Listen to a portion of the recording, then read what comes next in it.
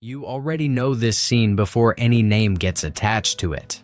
A woman pushed into open daylight, a ring of men already closing round her, stones loose and heavy in their fists, and near her feet, a finger moving slowly through the dust, tracing something nobody in that crowd was ever permitted to read. You could probably finish the line that follows in your sleep, the one about the man without sin being the only one entitled to throw first. It is the single scene most people would keep if a whole Bible had to be reduced to one page. That is exactly why the sentence sitting underneath it, in small italic print, lands like a slap the first time you actually stop to read it. The earliest and most reliable manuscripts do not contain this passage. 11 words. No exclamation mark. No drama. Just a flat editorial note tucked at the bottom of a page you have probably read at a funeral, a wedding, or a quiet moment of private shame, followed by private relief. Something in your chest tightens the first time those words are actually read rather than skimmed past. Not because the sentence about mercy suddenly rings false, because the ground underneath the sentence turns out not to be as old as the sentence itself. The questions arrive fast, almost before you have time to brace for them. If the most iconic scene of Jesus forgiving a woman caught in adultery was added centuries after the fact, what else quietly slipped into the text along the way?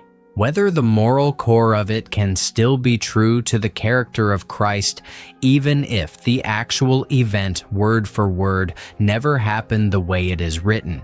And who exactly sat down with a pen, invented 12 verses of drama, and slid them into the Gospel of John well enough that nobody caught it for over 1,000 years?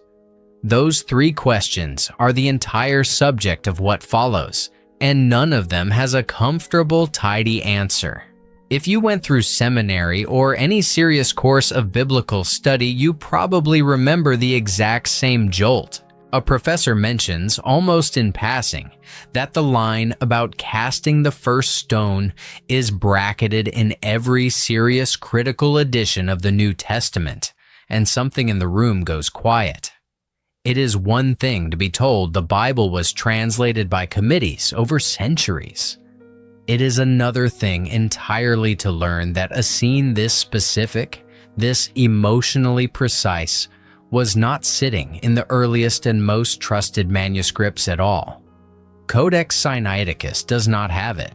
Neither does Codex Vaticanus, two of the oldest complete Greek Bibles on earth, and the story simply is not there. Pastors rarely mention any of this from the pulpit. The passage still gets read aloud most Sundays somewhere, still gets preached as direct, uncomplicated scripture, still gets held up as the clearest single proof of Christ's mercy toward people the crowd has already condemned. Almost nobody in the pews that morning knows a bracket exists around those verses in every serious critical edition sitting on a seminary shelf a few streets away. Finding that out later, often by accident, in a footnote or a passing comment from a professor, tends to feel less like new information and more like a small, quiet omission finally catching up. This is not a story about losing the moral of the passage. Nobody sensible walks away from this history concluding that mercy triumphing over self-righteousness was a bad lesson, or that Jesus never showed that kind of compassion in any form. The discomfort runs in a completely different direction.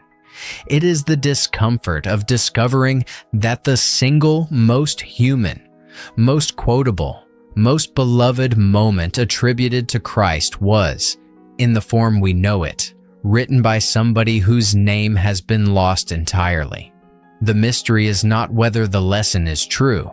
The mystery is where the scene actually came from, and why it took root so quietly that almost nobody noticed it arriving. It helps to go back further than any modern pew, back to a monastery at the base of a mountain in the Sinai desert in the year 1844. A German scholar named Constantin von Tischendorf had spent years chasing rumors of ancient manuscripts across monasteries in Europe and the Near East. He arrived at St. Catherine's Monastery footsore and half convinced the trip would end the way most of his trips ended, with polite refusals and empty libraries. Instead, in a room lined with old shelving, he noticed a large woven basket sitting near the kitchens. Inside the basket were sheets of ancient parchment, thick vellum leaves covered in tightly packed Greek lettering. A monk mentioned, almost apologetically, that the parchment had been used to light the ovens, since nobody had any particular use for it otherwise. 2 basket loads, he was told, had already gone into the fire before Tischendorf's arrival. What remained in front of him, saved from becoming ash under a batch of bread, would turn out to be a substantial portion of the oldest complete Greek New Testament ever recovered. It would eventually carry the name of the mountain range surrounding the monastery, Codex Sinaiticus. The monks were understandably cautious about handing over their remaining leaves to a foreign scholar who had shown up unannounced, and it took Tischendorf several separate visits across more than a decade to secure the rest of the manuscript. Eventually, working with the patronage of Tsar Alexander II of Russia, protector of Orthodox monasteries across the region, he arranged for the codex to travel to St. Petersburg, where it remained for close to 80 years.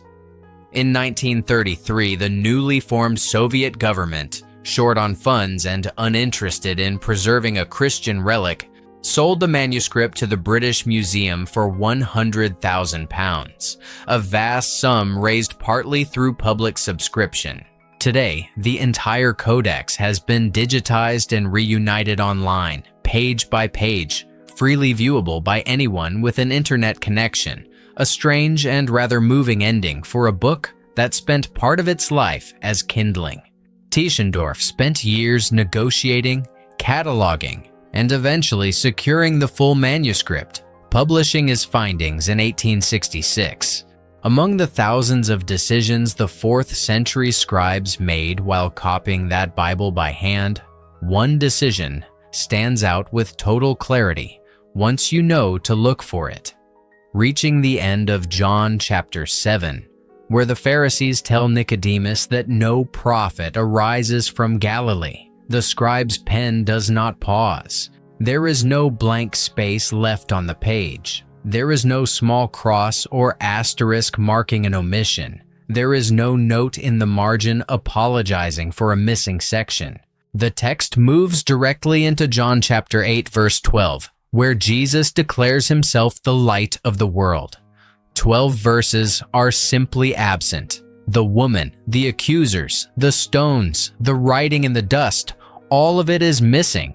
Not through damage, not through a torn page, not through water stains or insect holes, but because the scribe who copied that Bible in the 4th century did not have that story in front of him to copy.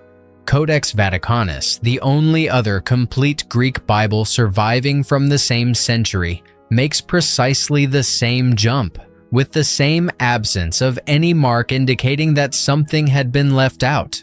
2 of the earliest and most complete witnesses to the entire New Testament simply do not know this scene exists. Push earlier still into papyrus fragments dated to the 2nd and 3rd centuries, long before either of those great codices were assembled and the pattern holds. Papyrus 66 and Papyrus 75, part of a collection now known as the Bodmer Papyri, after the Swiss collector who acquired them in the mid-20th century, both contain substantial portions of the Gospel of John, and both show the same seamless transition from chapter 7 into chapter 8.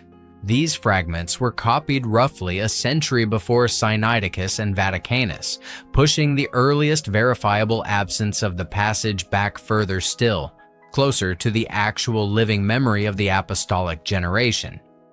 No trace of the adulterous woman appears anywhere in the manuscript record until centuries after the gospel itself was first circulating. Whatever this scene is, it was not part of the original text handed to the earliest Christian communities reading John.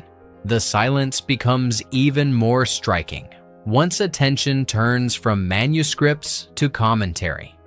Origen, one of the most exhaustive biblical scholars of the early church, wrote detailed line-by-line commentary on the Gospel of John. Chrysostom, celebrated for his eloquence, delivered dozens of sermons working carefully through John's text, verse by verse. Cyril of Alexandria did the same. Between them, these three men produced an enormous body of close theological analysis covering exactly the chapters in question, chapter 7 bleeding into chapter 8. Not one of them mentions a woman caught in adultery. Not one of them discusses stones being lowered, or the crowd walking away starting with the oldest among them, or a finger moving through dust. Between the three of them, Origen, Chrysostom, and Cyril produced commentary running to thousands of printed pages in the modern editions collected under the Patrologia Graeca, the great 19th century compilation of early Greek Christian writing. Homilies on John alone, delivered by Chrysostom to a congregation in Antioch, work through the gospel with the kind of patience that stops to explain single verbs. That density is precisely what makes the silence so loud. These were not casual readers skimming past details. They were professional close readers, paid in reputation and scholarly authority to notice everything. A commentary cannot skip a scene the commentator already knows is sitting there. If Origen had encountered this story in his copy of John, defending or condemning it, praising its mercy, or worrying over its legal implications, some trace of that reaction would exist somewhere in his surviving writings, sermons, or letters. There is none. The simplest explanation, and the one the manuscript evidence keeps pointing toward, is that these towering scholars of the early church had simply never read this scene. It was not part of their Bible. It was not part of anyone's Bible yet. So the question becomes almost unavoidable. If the scene was not there in the earliest manuscripts, not mentioned by the earliest and most careful commentators, where did it eventually come from? And how did it end up permanently lodged inside the Gospel of John? The answer, when it finally surfaced in modern scholarship, turned out to be stranger and more interesting than a simple forgery. A major study published in 2018 did the painstaking work of tracking every surviving Greek manuscript that contains any version of this story, cataloging precisely where each one places it. What emerged from that research was not a scene that appeared once, in one place, and then spread outward in an orderly fashion. It was something closer to a story looking for a home. In one significant family of manuscripts, copyists placed the passage not inside the Gospel of John at all, but tucked into the Gospel of Luke, inserted after the 21st chapter, sitting neatly between Jesus teaching daily in the temple and the crowds gathering to hear him again each morning. It fits there almost as comfortably as it fits in John. Other scribal traditions, uncertain exactly where the story belonged, simply appended it to the very end of John's Gospel, as though tacking on a beloved postscript nobody wanted to lose. A number of manuscripts place the passage at the very end of John's Gospel entirely, past the final chapter, almost as a loose appendix nobody wanted to discard, but nobody was confident enough to weave into the main narrative. A smaller cluster of Georgian and Armenian witnesses show no knowledge of the passage at all well into the medieval period, centuries after Western Latin tradition had already treated it as permanent scripture. Later, minuscule manuscripts, the small cursive Greek copies produced from the 9th century onward, are where the passage finally starts appearing consistently in its now familiar position, marked in some copies with asterisks or obeli, Small editorial symbols scribes use specifically to flag material of uncertain standing, a kind of ancient equivalent of the modern bracket. No two manuscript families agree on precisely how or when the passage entered their text.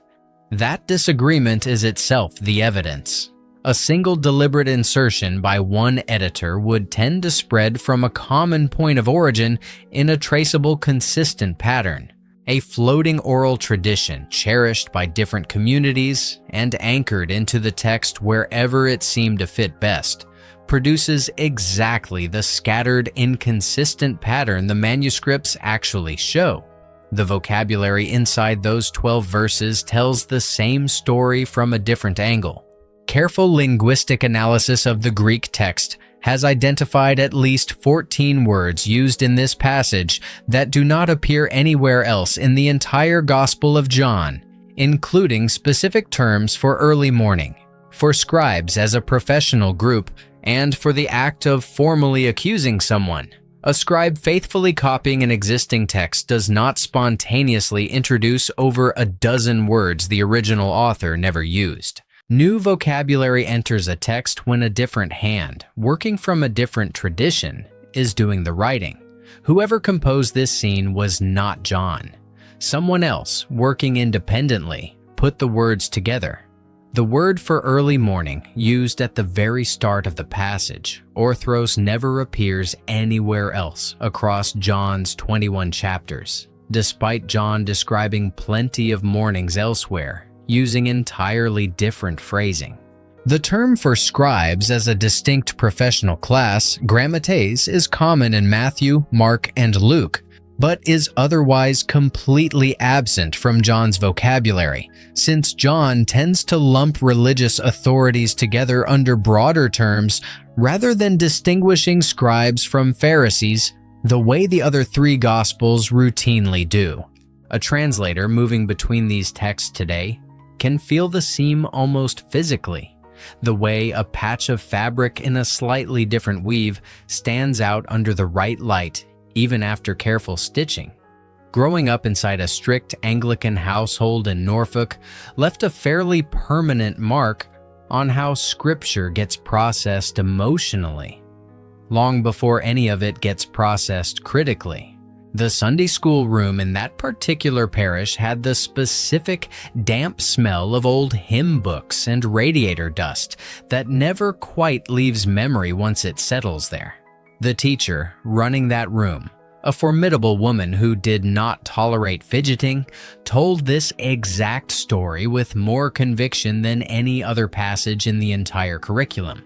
She would pause on the line about the one without sin throwing the first stone, let the silence sit, and look slowly around the circle of children as though daring anyone to claim the exemption. For an entire childhood, that scene functioned as the clearest possible proof that grace outranks self-righteousness.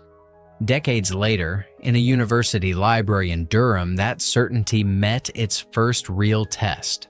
A critical apparatus of the Greek New Testament, the dense scholarly edition that records every significant manuscript variation in small print beneath the main text, was sitting open on a desk during ordinary doctoral research that had nothing to do with this particular passage at all.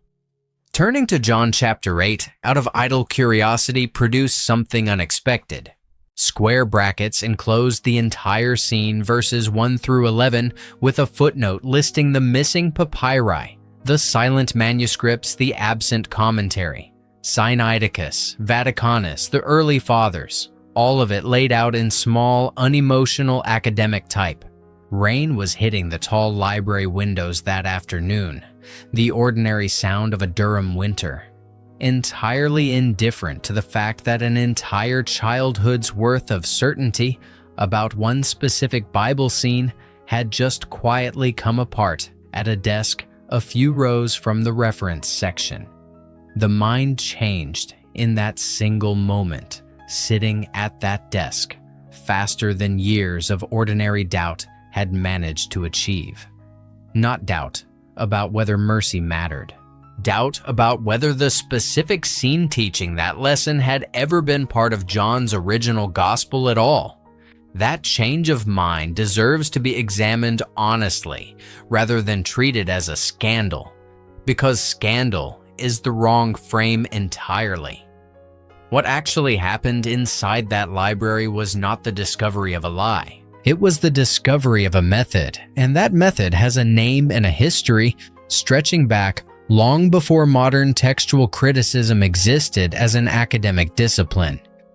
In 1670, a philosopher living quietly in the Dutch Republic published a book that would eventually be recognized as the founding document of critical biblical scholarship. Baruch Spinoza's Tractatus Theologico-Politicus, in its 9th chapter, and a lengthy annotation attached to it, laid out a principle that sounds almost obvious once stated plainly, and was, at the time, genuinely dangerous to say aloud. Sacred texts, Spinoza argued, pass through human hands across centuries. Those hands copy, correct, harmonize, and occasionally add. The obligation of anyone studying the text seriously is to follow the physical evidence of how the text actually developed, rather than deferring automatically to whatever institutional tradition has grown up around it. If the manuscripts disagree with the received story, the manuscripts are where the truth is found. Spinoza was not writing about this specific passage in John, and he had no access to Sinaiticus, which would not be pulled from that Sinai monastery for another 170 years. But the method he described is exactly the method that eventually exposed this story's true history. Follow the earliest witnesses. Notice where they agree and where they diverge. Treat the divergence not as an inconvenience to be explained away, but as the single most important clue available. It is worth pausing in the question this naturally provokes because it deserves a direct answer rather than an evasive one. If scribes could add 12 entire verses to a gospel centuries after it was written and have that addition survive undetected for the better part of a millennium, what does that mean for any claim that Scripture arrived perfect and untouched? Spinoza's answer, uncomfortable as it was for 17th century readers and remains for some readers now, is that the question is built on a false premise to begin with. The text was never untouched. It was copied, corrected, harmonized, and occasionally expanded by fallible human beings across many centuries, the same way any ancient document surviving that long would be. That is not a scandal to be managed. It is simply what textual transmission looks like, and naming it honestly turns out to be far more stable ground than pretending the process never happened. Publishing that argument in the Dutch Republic in the 17th century was not a safe career move, and Spinoza was well aware of the risk attached to it. Treating Scripture as a document with a traceable human history, rather than a text that fell complete and untouched from heaven, put him at odds with religious authorities across several denominations at once. He kept writing anyway, convinced that following the physical evidence honestly mattered more than protecting a comfortable version of the story. That same conviction, applied centuries later to a single floating scene about a woman and a circle of men holding stones, produces exactly the kind of clarity this passage has needed for a very long time. That same method applied specifically to this passage by two modern scholars, Jennifer Knust and Tommy Wasserman, produced the definitive account of how the story of the woman caught in adultery actually moved through history. Their extensive study, collating manuscript after manuscript across centuries and languages, is the source behind the floating pattern described earlier. The version tucked into Luke, the version appended to the end of John, the version eventually settling into its now familiar position after John chapter 7. Their research did not set out to discredit the passage. It set out to trace where it had actually been, manuscript by manuscript, and the trail it uncovered reads, "Less like fraud and more like devotion, refusing to let a beloved memory disappear." There is a useful parallel from a completely different corner of ancient literature that makes the mechanism easier to picture. Long before Christian scribes were making these decisions, the scholars working at the Great Library of Alexandria faced a strikingly similar puzzle with the poetry of Homer. A night raid sequence in the 10th book of the Iliad, a section modern scholars call the Doloneia, was noted by ancient critics as stylistically different from the surrounding verses and absent from some of the earliest papyri they examined. Later performers of the epic had, over generations, folded the episode into the text because audiences loved it too much to let it go, even though it had not been part of the original composition. Nobody today accuses those ancient performers of forging the Iliad out of malice.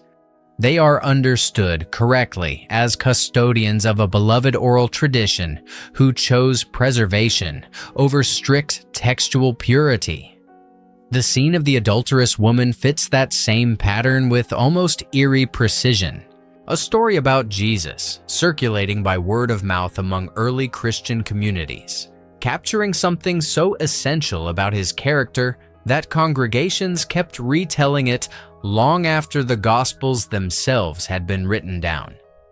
Eventually, someone in some community decided that a story this important could not be allowed to remain unwritten, unanchored, vulnerable to being forgotten entirely. They gave it a home inside the most fitting gospel available. Not everyone accepts that explanation quietly, and the pushback deserves a direct answer rather than a dismissal. Augustine, writing around the year 420 in a treatise called On Adulterous Marriages, proposed that early Christians had deliberately removed the passage from their manuscripts, worried that a story of Jesus forgiving adultery so completely might embolden unfaithful spouses to sin without fear of consequence. It is a psychologically interesting theory, and it has been repeated from pulpits for well over 1,000 years since. It is also a theory built entirely on speculation rather than evidence, and the manuscripts themselves make that clear. Deliberate deletion leaves traces. Erased letters under later ink, awkward gaps where careful editors have smoothed over a cut, marginal notes explaining an omission to future copyists. None of that appears anywhere in Sinaiticus, Vaticanus, or the earlier papyri. The passage does not look removed. It looks like it was simply never there to begin with, in exactly the region and time period where Augustine claims the removal was happening. And the deeper problem for his theory remains the silence of Origen, Chrysostom, and Cyril. Deleting a scene that 3 major theologians had already written detailed commentary on would require deleting or rewriting their commentaries as well, and no version of that ever happened. Augustine himself, notably, never claims to have seen a manuscript with the passage physically excised. He is theorizing after the fact about why earlier Greek copies might lack it, working backward from an assumption rather than forward from evidence, which is precisely the reversal of method Spinoza's approach warns against. A second objection tends to follow close behind the first. Jerome, working on the Latin Vulgate translation around 383, did include the passage, and defenders sometimes point to that inclusion as proof of ancient, widespread authority behind the story. What that argument overlooks is where Jerome was working and what he was working from. His Latin sources reflected a Western manuscript tradition, where the passage had already taken firm root regionally, well before it gained any comparable foothold in the older Greek textual stream, flowing from Alexandria and the Eastern churches. Jerome was documenting an existing regional custom, not confirming that the scene traced back to the apostles themselves. The internal evidence settles the matter further than either ancient objection can overturn. Remove the 12 verses entirely and read straight from the end of John chapter 7 into the beginning of chapter 8, verse 12. The Pharisees tell Nicodemus no prophet comes from Galilee, and Jesus immediately responds by declaring himself the light of the world, addressing the same audience in the same setting without any narrative gap. Put the 12 verses back in, and the scene changes location, changes time of day, changes the makeup of the crowd entirely, before snapping back to the original conversation as though nothing had interrupted it. The seams are visible once you know exactly where to look for them. None of this evidence, taken together, answers the one question that actually matters most emotionally, and it is worth saying clearly rather than dodging it. Nobody knows the name of the person or the community who first told this story about Jesus and the woman brought before him. There is no signature, no attributed source, no early tradition naming an author the way certain other disputed texts at least carry a claimed name attached, even if the claim is later doubted. Whoever first shaped this scene remains permanently anonymous, a gap in the record that no amount of manuscript collation will ever close. Scholars who study the wider category of early Christian material outside the four canonical Gospels, the scattered sayings and short episodes about Jesus that circulated informally for decades before anyone standardized a New Testament, refer to this broader pool as agrapha, meaning simply the unwritten things. Communities across Syria, Egypt, and Asia Minor preserved fragments of memory this way, some accurate, some embellished, most never making it into any gospel at all. This particular scene is the rare case where a piece of that oral pool eventually did find a permanent written home, centuries after most of its companions had faded from memory entirely, unrecorded and lost for good.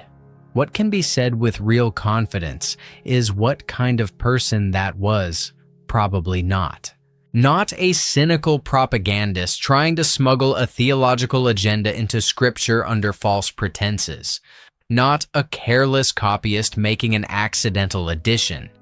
The scene is too coherent, too emotionally precise, too consistent with everything else the Gospels show about how Jesus treated people the religious establishment had already condemned to read as a random insertion. It reads like something remembered with love, told and retold at gatherings long before anyone thought to write it down, until finally someone decided the memory was too important to keep leaving to chance. Go back now to that page in your own Bible, the one with the small italic footnote sitting under a scene you could probably still recite from memory. The weight you felt in your chest on first reading those words does not need to feel like betrayal any longer. Nothing about the mercy in that story required an eyewitness in the room the day it may or may not have happened exactly as written. What the manuscripts actually prove is not that the story is false. What they prove is that an entire community of early Christians loved a memory of Jesus enough to protect it from disappearing even without official permission. Even before anyone had decided which scenes belonged in the official record and which did not. The story was never missing from the tradition. It was only ever missing from certain pages for certain centuries, before people who cared enough refused to let it stay missing any longer. That is the sentence worth carrying out of this. Nothing about the compassion in the scene was invented out of nothing. Only its written home arrived later than everything around it, carried in by hands history never bothered to record.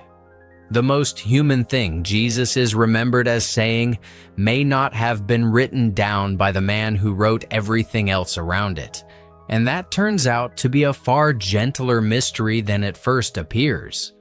Nothing went missing from this Bible. Something was carried into it carefully, by people determined not to let a memory of mercy die out with them. For anyone who wants to follow this exact method further, the same manuscript-based approach that traced Spinoza's original argument about the Pentateuch and traced the letters attributed to Paul applies here with the same rigor. That fuller trail, chapter by chapter through the entire biblical text, is laid out in the pinned comment beneath this video for anyone who wants to keep pulling this particular thread.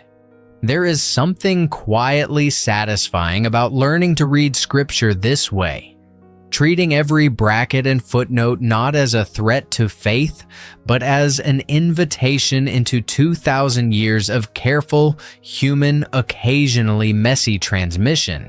Once that habit sets in, it becomes difficult to read any ancient text passively again, this one included.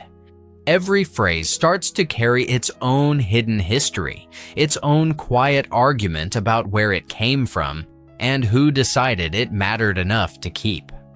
Modern printed Bibles rarely explain any of this well, which is part of why the discovery lands so hard when it finally arrives. Most translations simply drop the brackets in with a single line of small print, assuming the reader already understands centuries of textual scholarship compressed into 11 words. Nobody prepares a congregation or a curious teenager reading alone in their bedroom for what those brackets actually represent. The gap between what scholars have known for well over a century and what most churchgoers have ever been told is frankly the more uncomfortable story sitting underneath this one. It is not a conspiracy of silence mostly. It is closer to institutional inertia, a reluctance to complicate a passage everyone already loves. That gap is exactly the space this channel tries to work inside, week after week, one trace thread at a time. Not to strip Scripture of its power, but to hand back the actual history underneath the version most people were only ever given the polished surface of. Knowing that a scene was floating anonymously through early Christian memory before finding its permanent home does not make the mercy in it smaller. If anything, it makes the mercy harder won, kept alive deliberately by people with nothing to gain from the effort except making sure it survived. If this kind of history, the kind hiding in plain sight underneath familiar Scripture, is worth more of your time, following this channel means the next excavation lands automatically rather than by chance. There is no pressure attached to that, only an open invitation for anyone who wants the next thread pulled alongside this one. One last thought worth sitting with before moving on to whatever comes next today. A scene this human, this specific, this quietly radical in its mercy, survived for centuries without any official sanction at all, kept alive purely because ordinary people refused to let it go. That says something rather remarkable about the story itself, regardless of who actually held the pen the first time it was written down. The comments are open below, and the question is a simple one worth answering honestly. When did you first learn that the Bible sitting on your shelf carries fingerprints left by human hands across centuries? And how did that discovery actually sit with you once the initial shock passed? Real answers, not performed ones, are what make this kind of channel worth continuing to build. If you made it to the end, you're one of the few who really wants the truth. Write truth in the comments. It's how I know you're here for the right reasons, and it helps this reach others who need to hear it.